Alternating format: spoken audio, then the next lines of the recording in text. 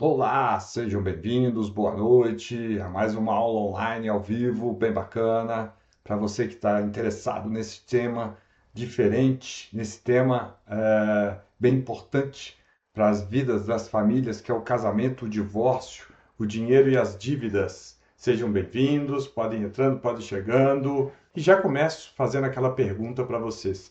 Vocês, quando eram namorados, vocês conversavam sobre finanças, quem pagava a conta. Já tem a tradição, né? De que o homem paga as contas da mulher, mas hoje em dia já nem tem tanto isso, né? Geralmente dividem as contas, enfim.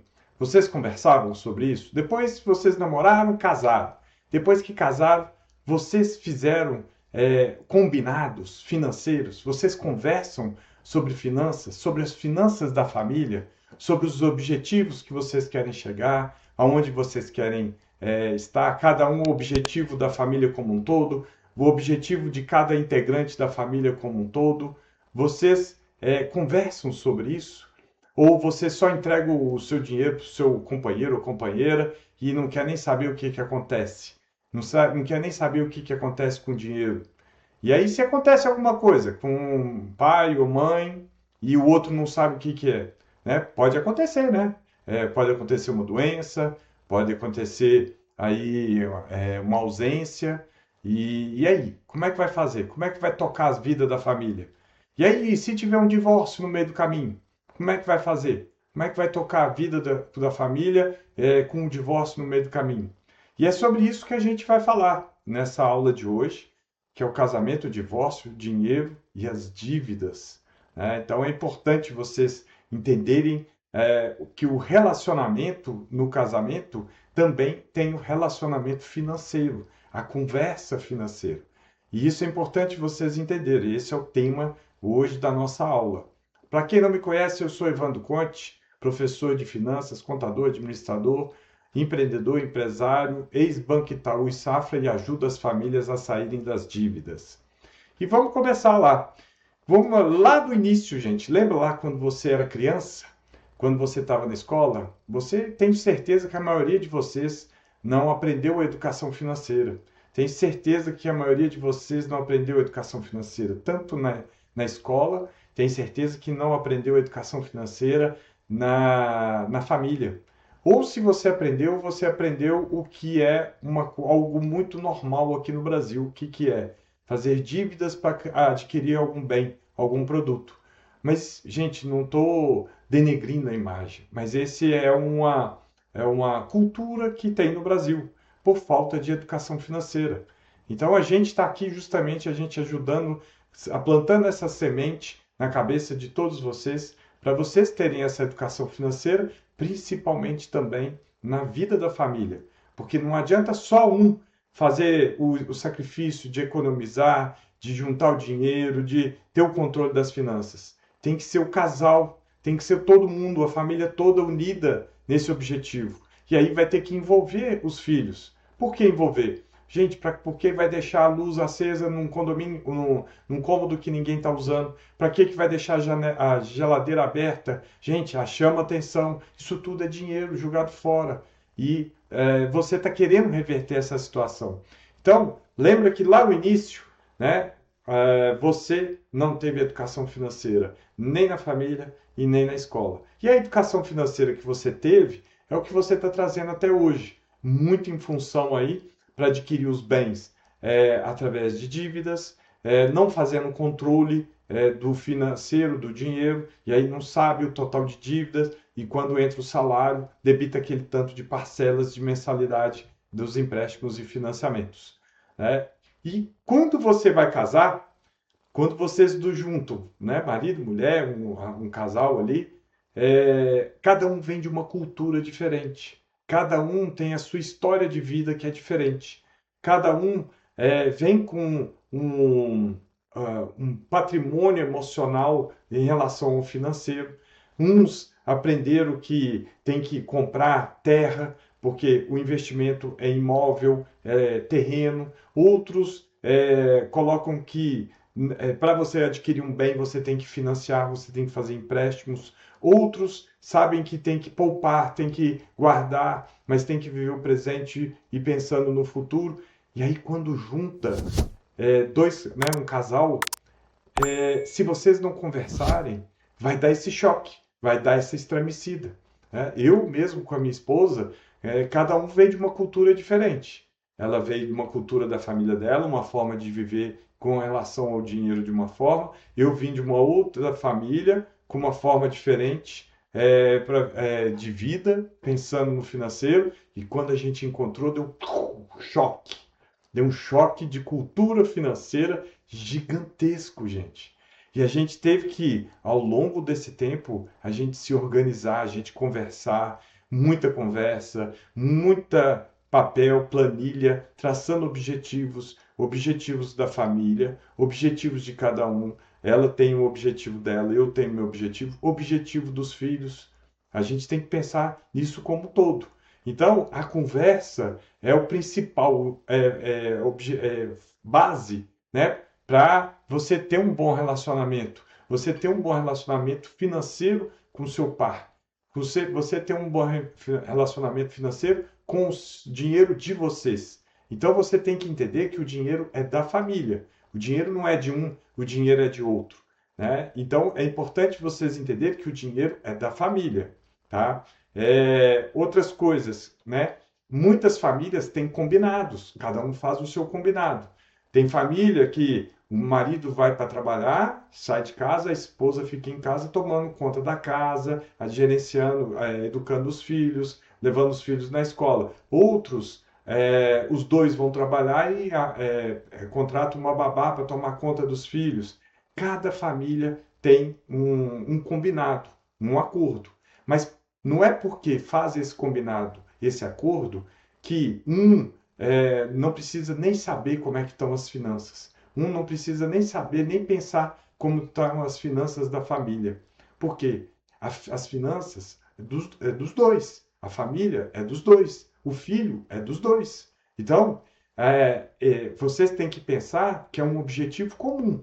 Que tem que pensar o tempo todo desse objetivo comum. Aí eu entro numa questão de autonomia financeira diferente de liberdade financeira. O que é autonomia financeira? Autonomia financeira é você entregar o seu dinheiro para o seu marido, tá? Muitas pessoas entregam para o marido, ou o marido entrega para a esposa, porque tem facilidade com matemática, tem facilidade em controlar planilhas, e depois não quer nem saber o que acontece na casa. Não sabe qual que é o custo da casa, não sabe qual que é a quantidade de dívidas, não sabe como é que está o financiamento do imóvel, se está sendo pago em dia, se tem seguro de vida, não quer nem saber. Isso não é autonomia financeira. Autonomia financeira é você entregar para um do casal, se for o caso, dentro do combinado, mas você participar, você saber o que está acontecendo com o seu dinheiro, com o dinheiro da família, com o que você está contribuindo na família. Isso é autonomia financeira, não é delargar o dinheiro, tá? E a liberdade financeira, que muita gente confunde autonomia financeira com a liberdade financeira, a liberdade financeira é quando você tem uma reserva de dinheiro guardado, isso te rende juros, que permite você, com esses juros, você viver, você pagar o seu custo fixo com esses juros. Então, você tem uma liberdade financeira.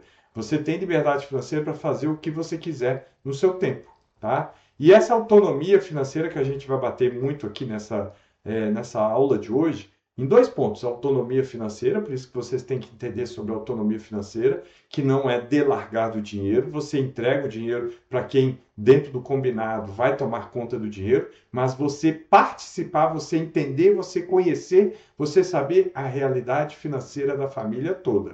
E o segundo ponto que a gente vai sempre voltar aqui, lembrando que tanto você quanto seu marido ou sua esposa, vocês não tiveram educação financeira quando criança, quanto adolescente, tanto na escola nem na família. Porque isso tudo influencia isso que vocês estão trazendo para o dia a dia de vocês, para o dia a dia da família.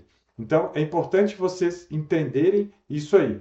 A autonomia financeira é você saber quanto que a família ganha como um todo. Qual que é a entrada, né, do seu marido, sua, juntando os dois? Quanto que gasta? Qual que é o custo da casa? quanto que a família toda deve, quanto que possui de investimento, de patrimônio, se tem bens, se tem dinheiro guardado, onde estão os seus investimentos, onde que está o dinheiro investido, quais são as aplicações. E por que a gente está falando isso, né? Quais são as dívidas que tem, quais são as dívidas que estão no nome do marido, quais são as dívidas que estão no nome da esposa, quais os riscos financeiros que ocorrem e por que é interessante a participação dos dois.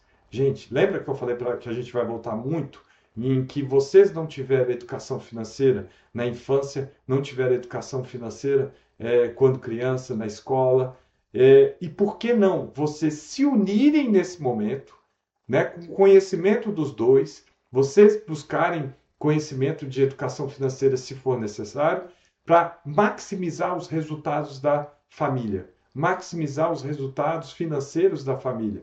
É um ajudando o outro. Porque não é no casamento, não é na alegria e na tristeza?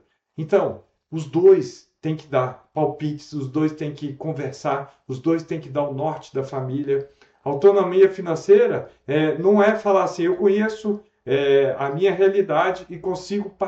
A autonomia financeira é falar, eu conheço a minha realidade e participo das decisões. Por quê? Vocês não tiveram educação financeira, então nesse momento é unir forças para maximizar os resultados financeiros da família. Porque sai todo mundo ganhando. E você tem que entender que isso é para o bem de vocês, né? E o grande perigo que a maioria das pessoas fazem é delegar 100% da vida financeira para o outro e não ajudar, não participar, não dar um norte, não dar comentários. Esse é o grande problema. Porque se vocês não se unirem forças, quem veio com o pensamento de que você só adquire os bens através de dívidas, só adquire. Às vezes, um tem um perfil mais gastador, tem um perfil mais endividador, e aí ele toma conta nas famílias, e cadê outra pessoa para ajudar? Cadê outra pessoa para controlar? Existe uma máxima, tá? No mundo corporativo, que é quem faz não controla, quem controla não faz. O que é isso? Por isso que tem controladoria nas empresas, porque ela controla as coisas que as pessoas estão fazendo. Por isso que tem auditoria. A auditoria audita o que as outras pessoas estão fazendo. Se estão fazendo de uma forma correta, se estão fazendo da melhor forma. E quem está fazendo não vai controlar. Porque se a pessoa for controlar aqui, é a mesma pessoa, ela vai cometer os mesmos erros. Não vai ter uma pessoa ajudando o outro. Não vai ter um do casal ajudando o outro, o par, para a família maximizar. Então, vocês têm que entender que é vocês dois para ajudar, um ajudando o outro, um controlando o outro, um vendo o que o outro está fazendo, um ajudando, trazendo ideias, trazendo conceitos de educação financeira. Tem um que vai gostar mais de educação financeira, vai trazer esse ensinamento para o outro. Por isso que a gente chama finança familiar. É justamente a finança da família.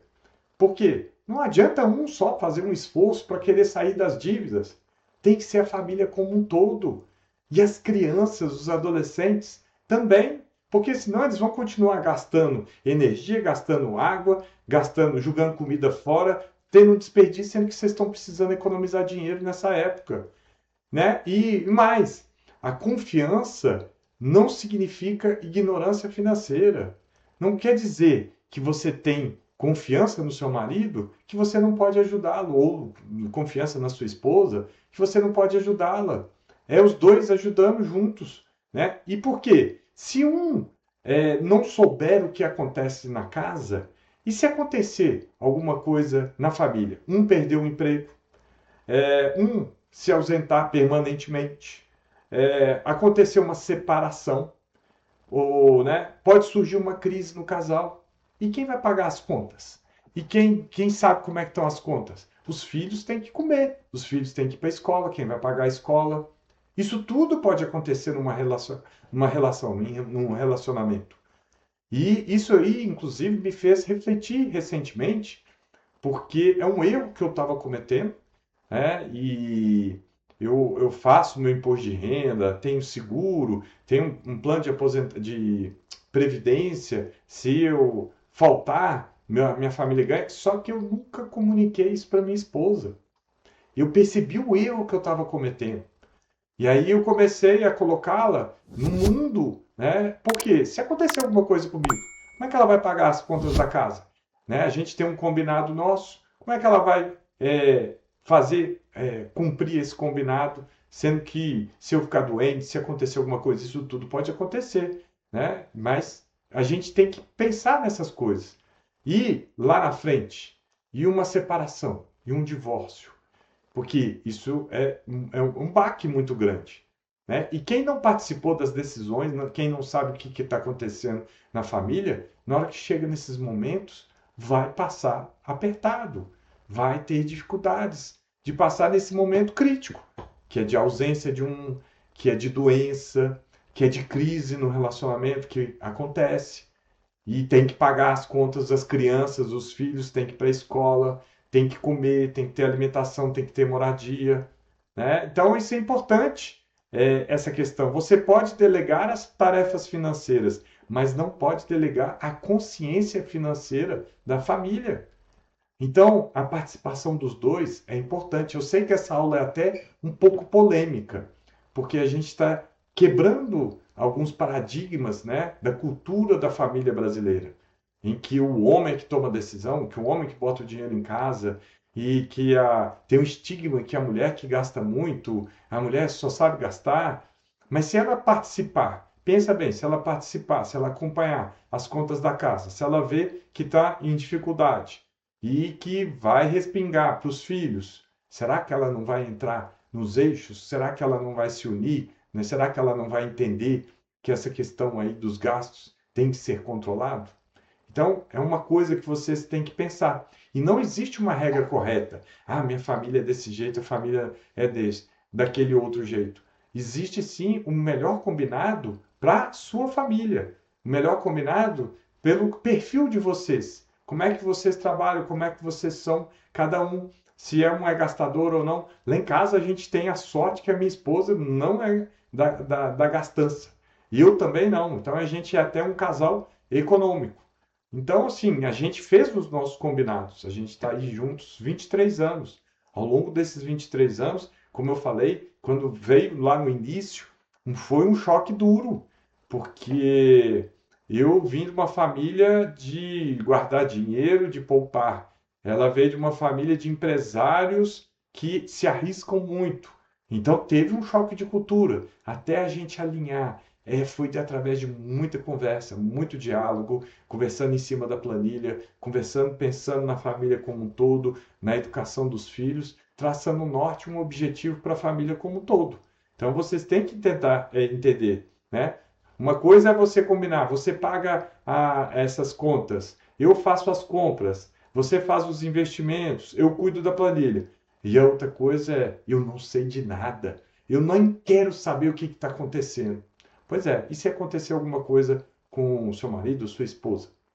Como é que você vai resolver esse problema? Como é que você vai pagar as contas da casa se você não sabe de nada, você não sabe nem se tem dinheiro guardado, se tem patrimônio, aonde que está esse dinheiro, ou se só tem dívidas? Como é que você vai resolver isso? Então é importante vocês pensarem sobre isso, sobre conversar, alinhar o financeiro, os objetivos da família como um todo. E entrando em alguns problemas, né, que é importante a gente levantar isso aí também. E quando a dívida de um contamina a vida do outro, o que é isso? Às vezes tem um que é muito gastador e ele gasta, compra, financia, faz empréstimo para gastar. Chega uma hora que o nome dele está sujo, o CPF está sujo. E aí começa a comprar no CPF do outro.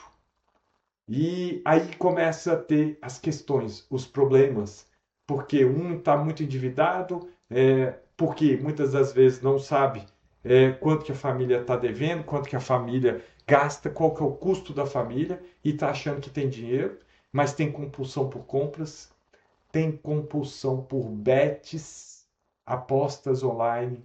Olha o tanto de casos que a gente está vendo aí dos problemas das apostas online, gente. É muito perigoso. E um tem que acompanhar, um tem que controlar. Quando o outro descobre o problema das bets, já é tarde. Já está tudo degringolado. E é difícil, porque é um vício. É algo de. Quando entra no vício, gente, é psiquiátrico. Só com tratamento psiquiátrico. Inclusive, o SUS já está disponibilizando tratamento gratuito nesses casos das BETs. Então, é importante vocês entenderem isso. E como eu falei, às vezes, tem um do casal que gasta muito, que endivida muito, que faz muito empréstimo, que fica com o nome sujo, mas não conta para o outro. Por quê? Por medo, por vergonha, por vício em bets. E aí entra um outro ponto que vem no casamento, que é a infidelidade financeira. Sabe o que é isso? É quando um esconde do outro a parte financeira, seja de empréstimos, seja de financiamentos, ou o outro esconde a parte de investimento porque não quer saber que o outro fique sabendo para não gastar tudo, para não gastar muito. E aí, gente, entra numa mentira. Vocês entram numa mentira do casamento. E aí aquela confiança, ela começa a ficar meio estremecida se um lado começa a descobrir o problema do outro. Ou a questão do outro que está escondendo. Se vocês dois não casaram juntos, não querem construir uma vida casal juntos, é algo que vocês têm que pensar muito isso. E aí, por isso que eu te pergunto, quando um esconde a outra parte, né, é uma traição financeira? O que vocês acham?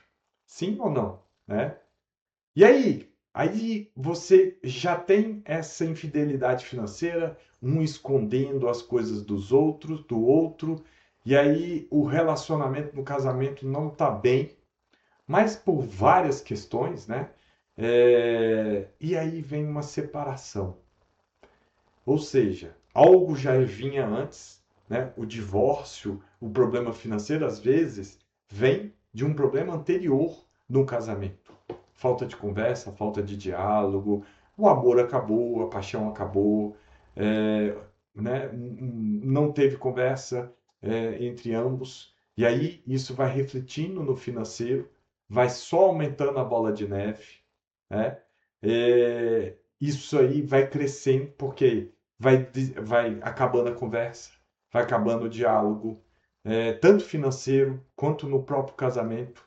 E lembrando, gente, a principal causa, tá? É uma pesquisa feita pelo Serasa, com o pessoal que utiliza o Serasa, 53% das pessoas colocaram que a causa do divórcio deles foi problemas financeiros.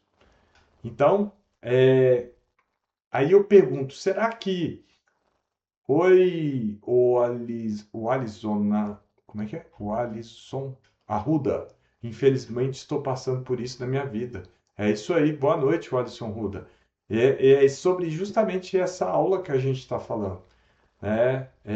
E a separação, né? Quando vem o divórcio, vem aquela carga negativa, aquela carga toda, né, para cima dos dois infidelidade financeira, um escondendo do outro o tempo todo. E aí vem aquela coisa forte. E se tem filhos ainda, né, vem muito forte, sobra muito para as crianças. Né? Eu vejo isso, né, na escola de empreendedorismo, gente, para crianças e adolescentes, né, que é o outro curso que a gente tem. A gente percebe muito isso quando às vezes pai ou mãe não conversam um com o outro e aí eles criam um grupo, a gente, com os dois, mas para a gente ficar mandando mensagem para os dois porque eles não conversam. E a criança fica no meio desse tiroteio. A gente já teve também pai tinha que pagar a conta da escola e o pai não paga, e a mãe chora as pitangas, enfim, sobra para os filhos. É triste, né? Mas vem uma carga emocional, vem uma bagagem muito forte sobre todos os problemas e mais refletido nas finanças. E às vezes a finança desencadeia tudo, mas na verdade o restante está tudo meio que debaixo do tapete. Você só tira o tapete, levanta o tapete. Né? É falta de diálogo, dívidas escondidas, consumo compulsivo, desorganização, porque são poucas, posso falar, gente, poucas famílias, poucas pessoas que fazem o controle das suas finanças, né? Falta de planejamento, ausência de reserva de emergência. Então acontece uma emergência na família, com a família, não tem como, vai pegar empréstimo. E aí os dois não estão conversando. Marido e mulher estão em crise, ou estão num divórcio, naquele momento de separação. Né? Aí você não estruturou o patrimônio, colocou tudo em bens, mas não tem nenhuma liquidez. É algo que a gente vai falar mais para frente aqui. Muitas crises financeiras que parecem na separação começam anos antes. É a falta de relacionamento, falta de conversa, é o amor acabou, a paixão acabou. Então, vai desencadear, às vezes, em problema financeiro. E o problema financeiro é só aquele estopim que vai explodir tudo. Então é importante vocês entenderem, né, a questão que, às vezes, quando está tudo bem no casamento, está tudo bem.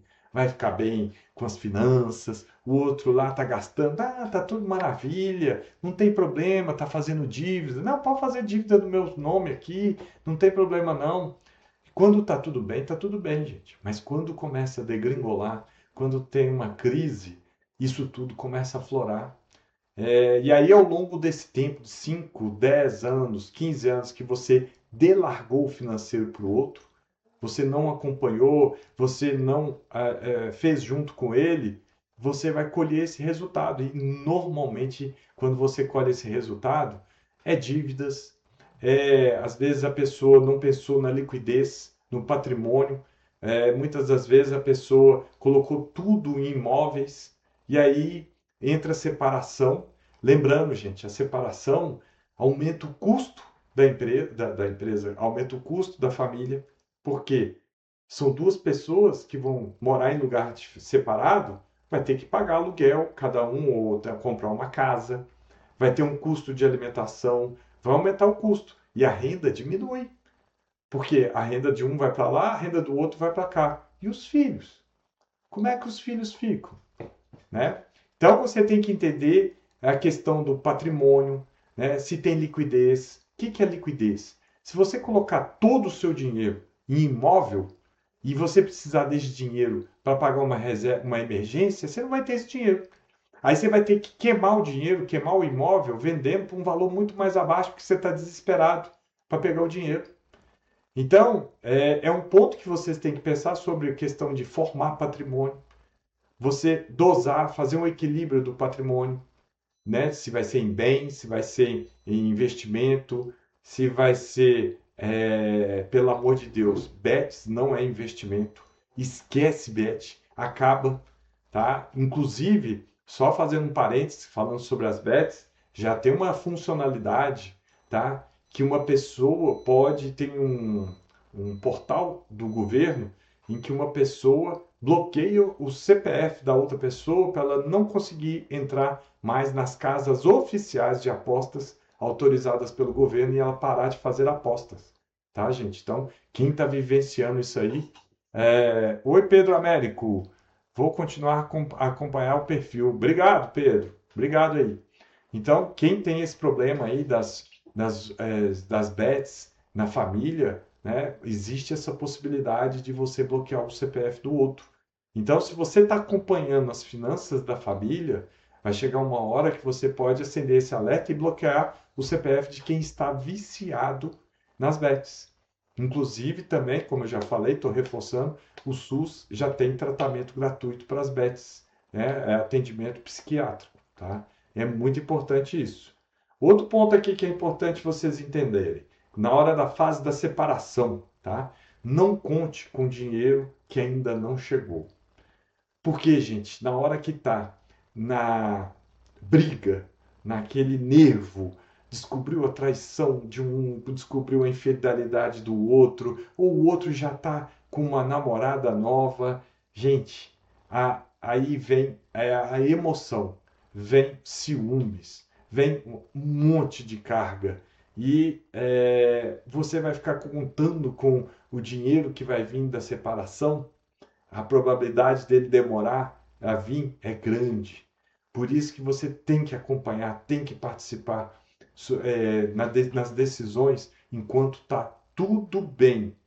Aproveita, lembra que eu falei? Vocês vieram, as famílias não deram educação financeira para você, você nem aprendeu na escola. É juntando os dois quando está tudo bem, pensando no bem-estar da família, para não fazer bobagem, porque na hora da separação é um para cá e o outro para lá. Cada um se vira e as crianças estão no meio, os filhos estão no meio. Eles é o que mais sofrem, tá? E muita gente acha que o problema está porque ganha pouco. A família ganha pouco, eu ganho pouco. Nossa, gente, isso é o que eu mais escuto aqui. Ah, eu não consigo sair das dívidas porque eu ganho pouco. Gente, eu já falei na aula anterior, apareceu um outro caso para a gente aqui, de um outro mentorado que a gente está fazendo. Tá? Ele é CLT, recebe 28 mil reais e ganha mais 8 mil reais de um aluguel de uma loja que ele tem. Ou seja, 36 mil reais. Sabe quanto que é o gasto da família? O gasto da família é 50 mil, gente. O cara recebe muito, tem um salário alto, é o que todo mundo reclama. Ah, eu não tenho salário alto, por isso que eu não consigo sair das dívidas. Pois é, esse tem um salário alto, mas tem que ter um equilíbrio. A regra é gasta menos do que recebe. Ponto. E isso impacta, né, no casamento. Isso impacta porque se um estiver acompanhando o que o outro está colocando na planilha, vendo o financeiro da família, ele vai perceber que o que eles estão recebendo é menos do que eles gastam. Por isso que os dois têm que acompanhar, os dois, um controlando o outro, um ajudando o outro, enquanto está tudo bem.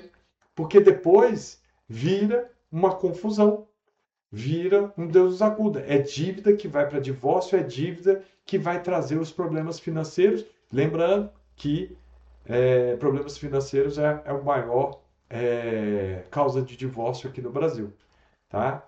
Outro ponto aqui que é muito importante vocês entenderem é o padrão de vida, né? Porque geralmente quando tem uma separação, existe uma virada no padrão de vida. Você não vai conseguir manter o mesmo padrão de vida. É aquilo que eu falei, quando está tudo bem, é os dois salários que entram na família para pagar a conta da família.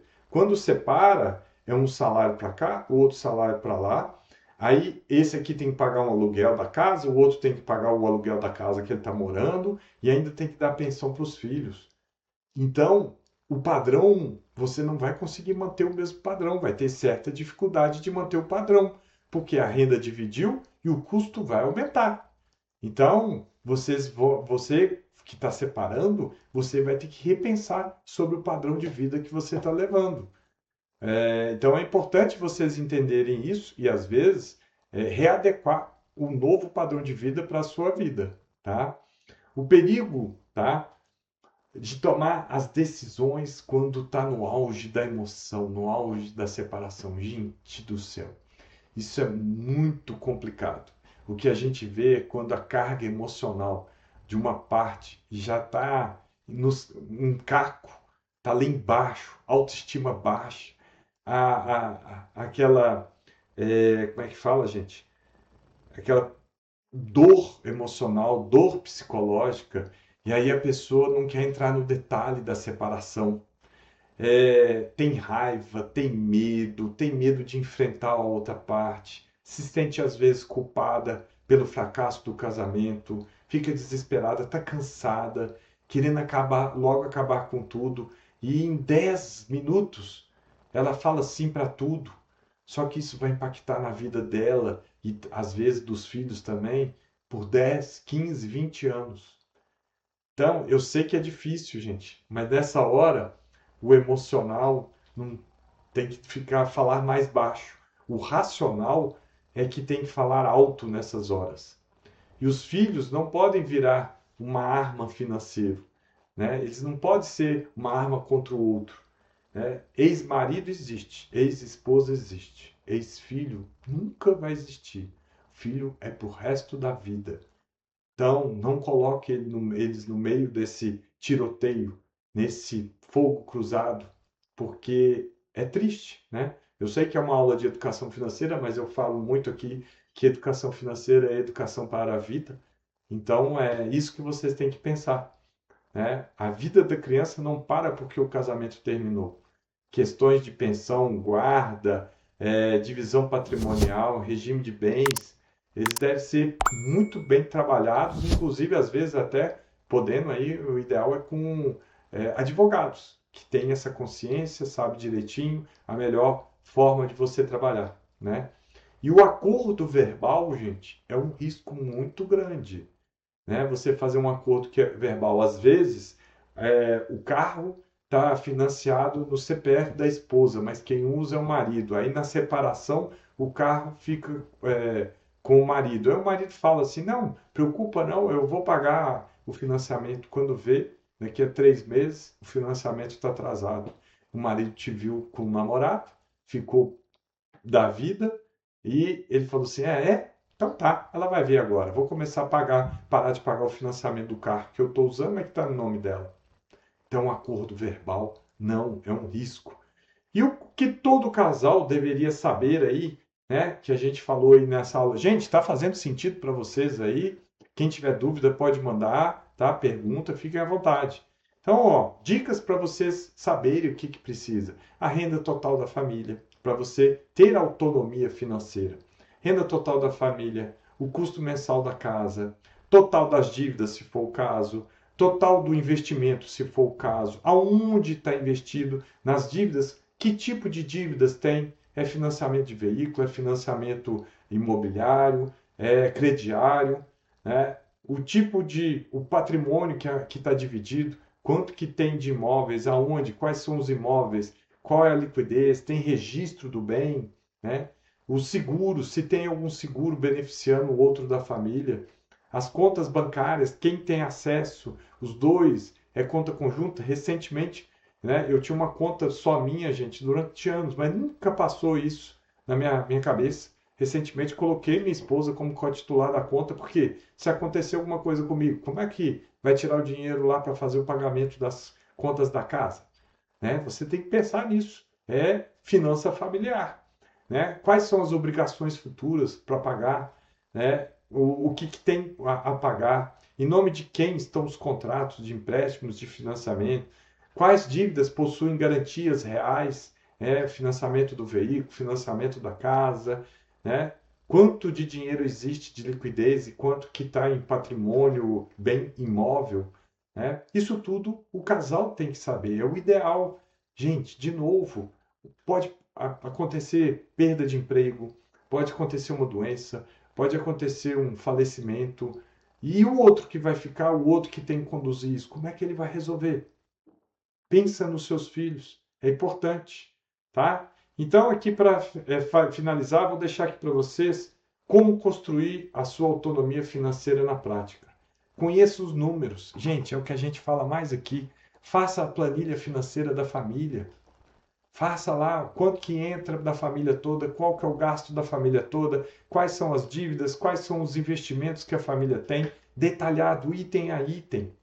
Participe, né? Passo 2, participe das decisões. Os dois têm que participar das decisões. Os dois têm que ter um momento a sós para conversar sobre a planilha financeira, sobre os planos da família, os planos para os filhos, o plano de cada um. Às vezes um quer fazer um curso, né, que é interessante para a carreira dele, que lá dentro da empresa ele vai ganhar uma promoção. Promoção é aumento de salário, é aumento de renda para a família. É um objetivo pessoal de um. Então tem que contar isso também. Objetivo da família, objetivo de todos juntos, objetivo individual de cada um e objetivo dos filhos. Passo 3, tenha acesso a todas as informações. Coloque disponível essas informações para o casal. Né? Entenda as dívidas. Né? Quais são as dívidas que tem, qual é o vencimento, qual a taxa de juros, por que adquirir essas dívidas, estão atrasadas, estão sendo pagas em dias. Né? Crie uma reserva, seja reserva, primeiro reserva de emergência, justamente para pagar as emergências que acontecem na família.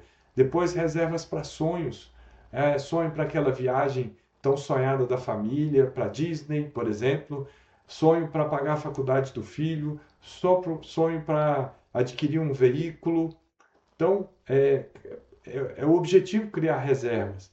E aprenda a tomar pequenas decisões, porque a educação financeira são pequenas decisões no dia a dia. São decisões tomadas no dia a dia, no cotidiano nosso. E isso é importante. E fica aqui a reflexão dessa aula. Autonomia financeira não é se preparar para separar. Autonomia financeira é se preparar para viver em conjunto, para viver em família, para viver em harmonia, tá? Mas, e outra coisa, né, que é muito comum, gente, as pessoas falam assim, mas se eu pedir para o meu marido mostrar as contas, ele não vai ficar achando que eu estou desconfiada dele? Não, gente, participar da vida financeira da família não é desconfiança, é responsabilidade. É responsabilidade do casal, é dos dois. Não é só um que tem essa responsabilidade, é dos dois. Amor e organização financeira podem caminhar juntos e caminham juntos, devem caminhar juntos. Tá joia, gente? Bom, pessoal, aqui nós estamos finalizando mais uma aula. Essa aula vai ficar gravada. Depois vocês podem compartilhar com quem vocês quiserem, rever a aula, tá? Tanto aqui quanto no nosso canal do YouTube. Então, justamente a gente está fazendo essas duas aulas online, ao vivo, terça e quinta às 19 horas, tá? Justamente para aumentar a cabeça de vocês, o conhecimento de educação financeira, poder ajudar vocês com as finanças da família, as finanças pessoais, porque o nosso propósito é ajudar as famílias a saírem das dívidas. Tá joia, pessoal? Espero vocês aí na quinta-feira, às 19 horas, aqui no Instagram e no YouTube. Um abraço, boa noite e fiquem com Deus!